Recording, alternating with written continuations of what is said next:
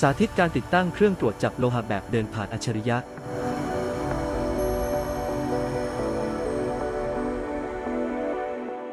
จาตันมีบริการจัดส่งและติดตั้งถึงจุดบริการ มีการป้องกันการเกิดความเสียหายของสินค้า ขั้นตอนการติดตั้ง ยกแผงประตูทั้งสองข้างขึ้น ยึดแผงประตูทั้งสองข้างเข้ากับ Head Controller และยึดด้วยสกรู เปิดฝา Head Controller ออก เชื่อมต่อสายไฟให้ครบทุกจุด ปิดฝา Head Controller ยกเครื่องขึ้นด้วยความระมัดระวัง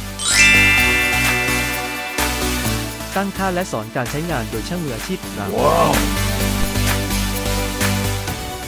เพียงเท่านี้เครื่องตรวจจับโลหะแบบเดินผ่านอัจฉริยะก็พร้อมตรวจสอบความปลอดภัยในสถานที่ของคุณ